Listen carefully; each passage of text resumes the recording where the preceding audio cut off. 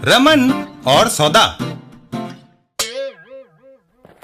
एक दिन रमन के घर के दरवाजे की घंटी बजी। मैं गृहिणियों के लिए उपयोगी और सस्ता स्टोव लाइटर बेच रहा हूँ। मेरी पत्नी घर में नहीं है। कोई बात नहीं सर, इसका इस्तेमाल मैं आपको दिखा देता हूँ। इतना तो आपको पता ही होगा कि किचन किधर है। किचन में देखिए, लाइटर का बटन दबाते ही स्टोव जल उठा। माचिस का झंझट खत्म।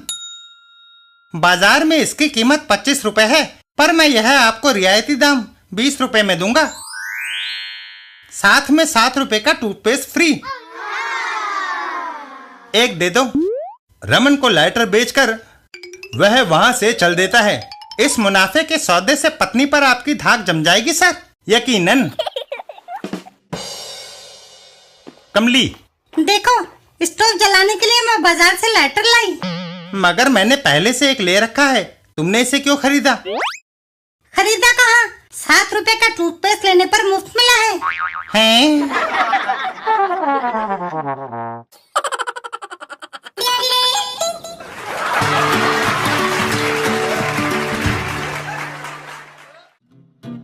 पिंकी का गुलदस्ता। एक दिन एक जगह पर कोई नहीं देख रहा, क्यों ना मैं एक फूल तोड़ लूं। तभी पिंकी वहां आ जाती है। चोरी करते हो? खबरदार, अगर तुमने फूल तोड़ा तो मैं तुम्हारा सिर तोड़ दूंगी। वह लड़का वहां से भाग खड़ा होता है। ढींगरा अंकल, वह आवारा लड़का तुम्हारे लॉन में से फूल तोड़ना चाहता था। मैंने उसे डांट कर भगा दिया। पिंकी, तुम नहीं जानती कि तुमने मेरा फूल बचाकर मुझ पर कितना बड़ा एहसान किया है। एक एक फूल मेरे लिए बहुमूल्य है। मैंने इन्हें खाद, पानी और कड़ी मेहनत से उगाया है। पिंकी, मैं नहीं जानता कि तुम्हारे एहसान का बदला चुका पाऊंगा भी या नहीं। मैं तुम्हारे उपकार से दब गया हूँ। अंकल, अगर तुम चाहो तो एहसान का बदला अभी चुका सकते हो। तुम मुझ पर एक एहसान कर दो, हिसाब बराबर हो जाएगा। बोलो, क्या चाहिए तुम्हें? मैं वही दूंगा। आज हमारी क्लास टीचर का जन्मदिन है। मैं उन्हें एक गुलदस्ता भेंट करना चाहती हूँ। अपने लॉन में से मुझे कुछ फूल तोड़ने दो। क्या? इससे तो वह आवारा लड़का एक फूल तोड़कर ले जाता तो बेहतर था। पिंकी अपने काम में जुट जाती है। ढींगरा अंकल के फूल सचमुच बड़े रंग बिरंगे और खुशबूदार हैं। गुलदस्ता बनाकर पिंकी वहां से चल देती है। हमारी टीचर जी इस गुलदस्ते को देखकर खुश हो जाएंगी। तभी एक मधुमक्खी पिंकी के आगे पीछे मंडराने लगती है। तुम्हारे हाथ के फूलों ने इस मधुमक्खी को आकर्षित किया है। गुलदस्ता फेंक दो। पिंकी एक तरफ दौड़ जाती है। नहीं, यह गुलदस्ता मैंने टीचर जी को भेंट करना है।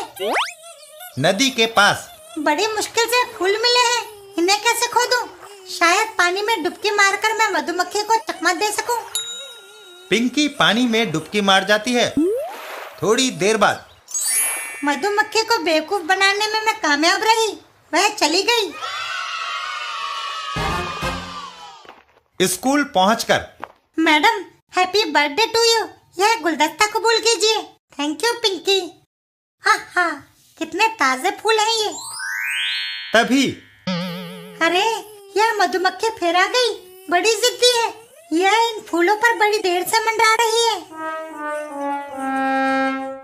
इधर प्रिंसिपल के ऑफिस में आज मिनिस्टर साहब हमारे स्कूल आ रहे हैं। क्या उनके स्वागत का सारा बंदोबस्त हो गया है? सिर्फ उनको भेंट करने के लिए गुलदस्ते का इंतजाम नहीं हो सका सर। मैं जाऊं और जल्दी से फूलों का इंतजाम करूं। इधर पिंकी और मैडम। उफ, कमबख्त मधुमक्खी मेरा पीछा नहीं छोड़ रही।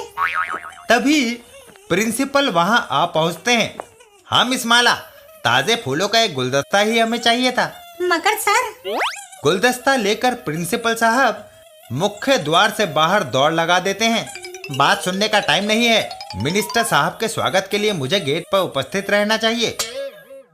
मिनिस्टर साहब आ गए। स्वागत है श्रीमान।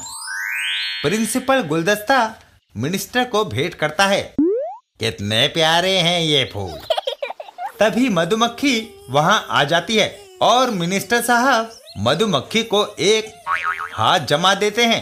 चल हट शैतान मक्खी। मिनिस्टर साहब ने मधुमक्खी को मारकर अच्छा नहीं किया सर।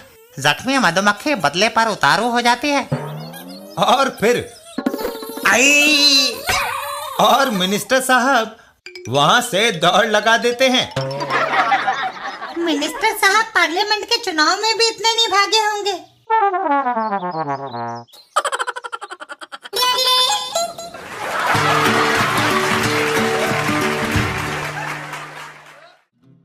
बिल्लू नाटक और टीवी। एक दिन बिल्लू और भूचाल पहलवान। भूचाल, तुम भारी वजन उठाने में कामयाब हो गए। मेरी मांसपेशियां देखी है, स्टील की बनी है। सचमुच वह सुडौल हैं। मेरी इच्छा है कि लोग मुझे देखें और मेरी तारीफ करें। तभी भूचाल, हम महाभारत का नाटक खेल रहे हैं, तुम्हारे लिए एक अच्छा रोल है। क्या भीम का पंडित जी? हाँ, तुम्हारा सुडौल शरीर उस रोल में फिट बैठेगा। अपने डायलॉग याद कर लो, शाम को स्टेज पर वक्त पर पहुंच जाना। आप बेफिक्र रहिए, मुझे नाटक में भाग लेना अच्छा लगता है। भूचाल स्क्रिप्ट को देखता है। सैकड़ों दर्शक मुझे देखेंगे और वाह वाह करेंगे।